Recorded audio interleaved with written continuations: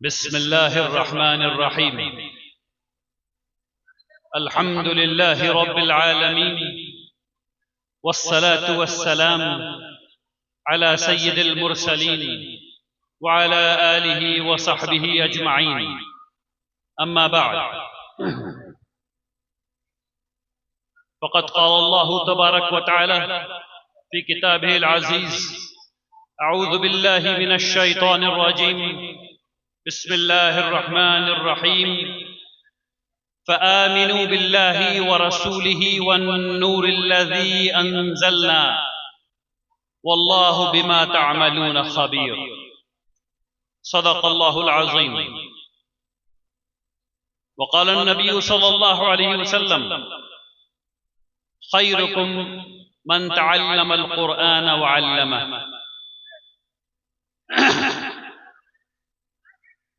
अल्लाहुम्मा अरिनल हक़्क़ हक़्क़न वरज़ुक़ना इत्तिबाअह व अरिनल बातिला बातिला वरज़ुक़ना इज्तिनाबह। आमीन या रब्बल आलमीन। उलमाए किराम, असातिज़ाए किराम, मुअज़्ज़िज़ हाज़रीन, अस्सलामु अलैकुम व रहमतुल्लाहि व बरकातुहू।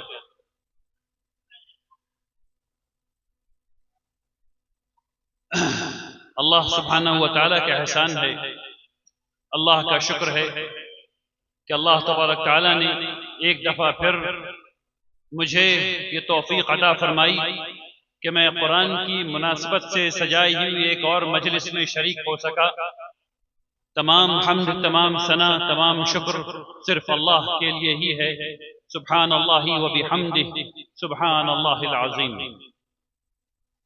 अल्लाह सुब्हानहु व तआला की हम्द व सना के बाद मैं बहुत शुक्रगुजार हूँ इस मदरसे के तमाम मुंतज़मीन हज़रात का और इस पूरे इलाक़े का, जिन्होंने मुझे यहाँ इस कदर मोहब्बत से आने की दावत दी। बारकल्लाहु फ़ीकुम जमीअन। अल्लाह तबारक तआला आप तमाम हज़रात से कबूल फरमाए। आमीन या रब्बल आलमीन।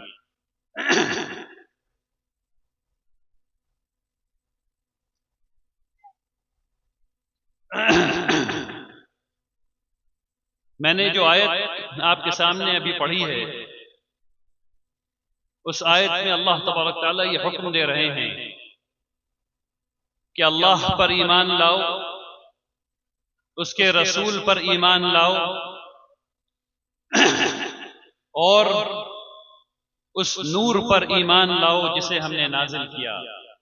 और हम खूब जानते हैं कि तुम क्या कर रहे हो। वल्लाहु बिमा तअमलून ख़बीर। और अल्लाह खूब जानते हैं जो हम कर रहे हैं। इस नुक्ते नज़र से मैं बात शुरू करूं और मेरी बात मुख्तसर होनी है क्योंकि वक्त बहुत ज़्यादा हो चुका है। मैं शुक्रिया अदा करना चाहता हूं उन तमाम असातिज़ाए किराम का जिन्होंने इन 110 बच्चों को इस लायक बनाया कि वो कुरान शरीफ को अपने सीने में महफूज कर सकें। आप यकीन जानिए ये काम आसान नहीं है, खास करके उन असातिज़ाए किराम के लिए जो 8 साल के बच्चों के साथ मेहनत करते हैं, 10 साल के बच्चों के साथ मेहनत करते हैं और उन्हें 6,500 आयात से ज्यादा याद कराते हैं, 114 सूरतें याद कराते हैं और तकरार पे तकरार, तकरार पे तकरार, हर रोज एक ही आयत को और कई बच्चों से सुनना और सुनते रहना, ये सिर्फ इसलिए हो पाता है क्योंकि नबी करीम सल्लल्लाहु अलैहि वसल्लम ने फरमाया है, खैरुकुम मन तअल्लमल कुरान व अल्लमा। तुम में सबसे बेहतर वो है जो कुरान पढ़े और पढ़ाए।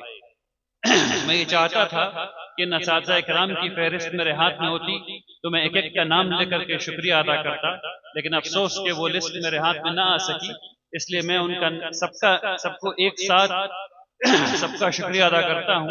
मैं ये भी चाहता था कि उनका नाम ले लेकर के उनको आपसे मुतारफ कराऊं, इस पूरे इलाके से मुतारफ कराऊं कि ये वो शख्स हैं जिन्होंने 110 लोगों, 10 बच्चों के दिलों में कुरान को महफूज करने की सई की और उसमें कामयाबी हासिल की। और फिर मैं आपको ये बताना चाहता हूं कि उनका अज्र आखिरत में कैसा होगा। जब ये बच्चे पढ़ेंगे अलिफ लाम मीम, तो इनको 3 हसनात मिलेंगे, और ठीक यही हसनात इनके असातिज़ा को मिलेंगे। अब एक उस्ताद ने जितने को पढ़ाया, अब वो पूरे रमजान में तरावीह सुनाएंगे, और जितना सवाब उनको मिलना है उतना सवाब उस्ताद को मिलना है, और वो जिसको सिखाएंगे उनका सवाब उनके उस्ताद को मिलना है। इस बात को समझिए, कुरान पढ़ना और पढ़ाना सबसे बेहतरीन लोगों का काम है। तो दूसरा गिरोह जिसने कुरान को पढ़वाने के लिए भेजा, जिसका मैं शुक्रिया अदा करना चाहता हूं, वो इन 110 वालिदैन, 110 बच्चों के वालिदैन हैं, माँ और बाप, जिन्होंने अपने लख्त जिगर को खुद से दूर करके अपने इन असातिज़ा के हाथों में भेज दिया कि जाकर के कुरान याद करो, अल्लाह के कलाम को याद करो, और उस रिवायत का हिस्सा बनो जो रिवायत सीधे अल्लाह सुब्हानहू व तआला तक जाती है। हम सब लोग ये जानते हैं कि बुखारी शरीफ की सनद मुहम्मदुर रसूलुल्लाह सल्लल्लाहु अलैहि वसल्लम तक जाती है, क़ाला नबी सल्लल्लाहु अलैहि वसल्लम, यहां तक पहुंचती है। लेकिन कुरान की सनद वहां नहीं रुकती, वहां से ऊपर जाती है जिब्रील अलैहिस्सलाम, और फिर वहां से ऊपर जाती है सीधे सीधे अल्लाह सुब्हानहू व तआला। जिब्रील अलैहिस्सलाम ने कुरान किससे हासिल किया? अल्लाह सुब्हानहू व तआला से। तो हर एक आयत की सनद जो जाती है वो सीधे अल्लाह सुब्हानहू व तआला तक जाती है। अब इन बच्चों के बारे में सोचिए और इस वजन को महसूस कीजिए कि इन बच्चों ने कितना बड़ा काम कर लिया है। वो चीज जो अल्लाह की जानिब से चली थी वो इनके सीनों में महफूज है। सुब्हानल्लाहि व बिहम्दिही, सुब्हानल्लाहिल अज़ीम। वालिदैन को बेपनाह शुक्रिया कहने के बाद मैं बच्चों का भी शुक्रिया अदा करना चाहता हूं, जिनके पास ये ऑप्शन था कि ये दूसरे बच्चों की तरह न पढ़ते। इस उम्मत में आज की तारीख में हर 100 बच्चे में 43 बच्चा नहीं पढ़ रहा, मुतलक अंगूठा छाप।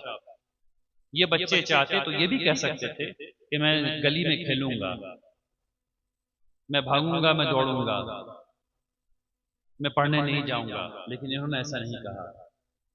इसलिए मैं इन बच्चों का शुक्रिया अदा करना चाहता हूं कि इन्होंने इल्म को वक्त के जाया होने पर फौकियत दी और उसको इख्तियार किया। अल्लाह तबारक तआला उनका हामी व नासिर हो, आमीन या रब्बल आलमीन। अब चूंकि ये मजलिस कुरान की निस्बत से है, चंद बातें कुरान के नुक्ते नजर से आपके सामने करना चाहता हूं। जो आयत मैंने कोट की थी आपके सामने, उसका मतलब मैंने आपके सामने रख दिया। अल्लाह तबारक तआला ये फरमाते हैं कि उस नूर पर ईमान लाओ जो मैंने नाज़िल किया, और ये नूर कुरान करीम है, उस पर ईमान लाओ। इसको नूर क्यों कहा गया, इसको समझिए। हिदायत को नूर क्यों कहा गया, इसको समझिए। नूर क्या होता है? रोशनी क्या होती है? जो अंधेरे को चीर करके राह दिखा दे। रोशनी अंधेरे को चीर करके राह दिखाने वाली चीज होती है। कुरान करीम क्या चीज है, इसको समझिए। और इसकी मिसाल मैंने कई दफा दी है, अच्छी मिसाल है, इसे दोबारा आपके सामने रख देता हूं। बड़ा पानी का जहाज समंदर में साहिल तक नहीं आता, साहिल पर आएगा तो फंस जाएगा, क्योंकि बहुत बड़ा होता है, बहुत बड़ा होता है। तो वो कहां रुकता है? वो समंदर में ही रुकता है। वो खाली कैसे किया जाता है? दूसरे छोटे पानी के जहाज जाते हैं, उससे सामान उतारते हैं, फिर साहिल पर लाते हैं, लेकिन वो समंदर में रुका रहता है। तो वो जब ज्वार भाटा आती है समंदर में, तो वो बह क्यों नहीं जाता? कभी सोचा इसके बारे में कि समंदर में पानी का बड़ा बड़ा जहाज समंदर में 1 मील दूर, 2 मील दूर पानी में खड़ा कैसे रहता है? वो इसलिए खड़ा रहता है क्योंकि उसको लंगर डाला जाता है।